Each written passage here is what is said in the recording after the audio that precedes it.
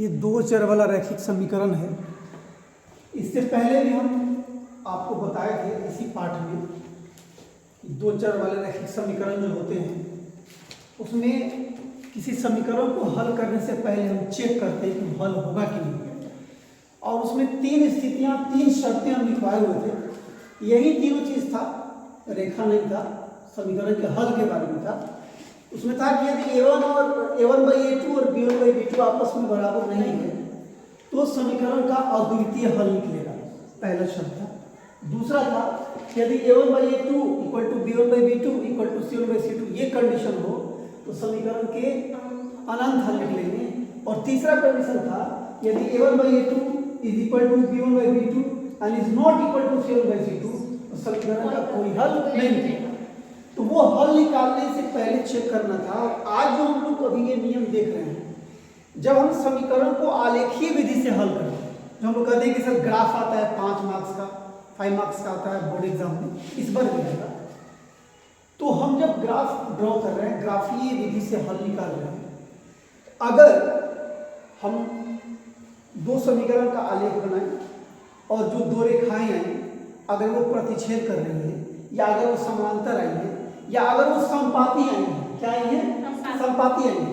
आखिर वो कौन सा शर्त है, कब समांतर रेखाएं आएंगी, कब समपाती होगी और कब जो है प्रतिच्छेदी होगी, उनसे रिलेटेड ये तीनों नियम है कि जब a1/a2 और b1/b2 आपस में बराबर नहीं होगा तो आलेख जो होगा उसकी रेखाएं प्रतिच्छेदी रेखाएं होंगी, एक दूसरे को प्रतिच्छेद करेंगे। मान लीजिए आप ग्राफ ड्रॉ कर रहे हैं और आपकी रेखा जो है एक दूसरे को प्रतिच्छेद नहीं कर रही। आप समझ रहे हैं कि हम तो ग्राफ ड्रॉ कर लिए, बना लिए, अब तो सही है। लेकिन आप सही है कि गलत है, आप उसको जब इस मीटर पे चेक करिएगा, जो दो समीकरण दिया रहेगा a1/a2 और b1/b2 का वैल्यू निकाल के चेक करिएगा, अगर वो दोनों इक्वल नहीं है तो रेखाएं हर हाल में प्रतिच्छेदी होनी चाहिए। और आपकी रेखाएं प्रतिच्छेदी नहीं है मतलब आप ग्राफ गलत बना रहे, वहां आप चेक कर सकते हैं। तो पहला कंडीशन है कि जब a1/a2 b1/b2 आपस में बराबर नहीं हो तो समीकरण के आलेख प्रतिच्छेदी रेखाएं होंगी।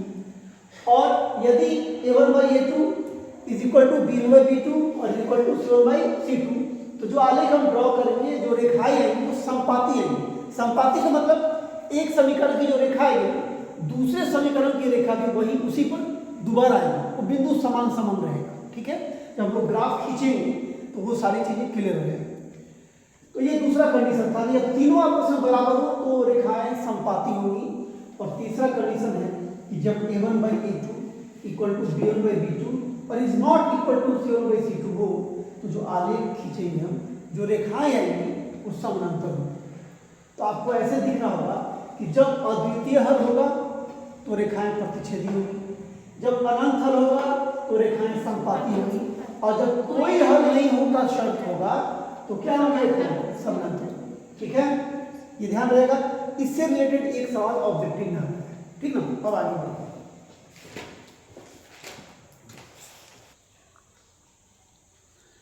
ये सवाल जो है आपको प्रैक्टिस के लिए दिए हैं, इसको बनाना है। सवाल में है कि जांच करके बताइए कि निम्न में किन समीकरणों का आलेख प्रतिच्छेदी रेखाएं, समपाती रेखाएं अथवा समानांतर रेखाएं हैं। तीनों में से कोई ना कोई तो होना ही है।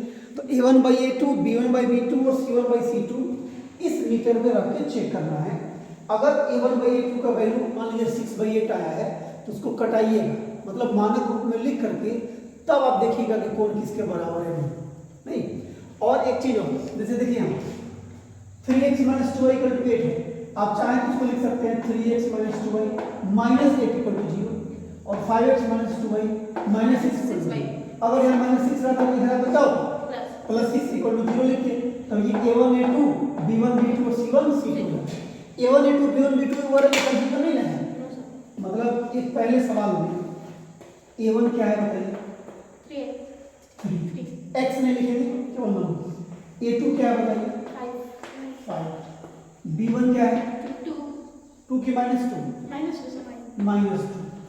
और b2 क्या है? -2 है। b2 भी -2 ही ना है, -2। c1 क्या है? अभी तो +1 में। अभी मान लीजिए इधर है, इस साइड हम लाते हैं तो -8 होगा ना, -1। और c2 क्या है? ठीक है, तो A1 A2 B1 B2 C1 C2 पहले लिख लीजिएगा बनाने से पहले, और तब A1 बाई A2 का वैल्यू निकालिएगा, नहीं कटेगा इतना ही रह जाएगा। B1 बाई B2 लिखिएगा, -2 बाई -2 कट करके 1 आ जाएगा, कटा दीजिएगा। C1 बाई C2 फिर -3 बाई -6 कटेगा तो कटा दीजिएगा, और तब लास्ट में देखिएगा कि वो जो 3 नियम हम लिखवाए हैं उन तीनों शर्त में से किसको ये फॉलो करता है, और उस आधार पर आप बताइएगा कि रेखाएं प्रतिच्छेदी होंगी, संपाती होंगी या समानांतर होंगी। ठीक है।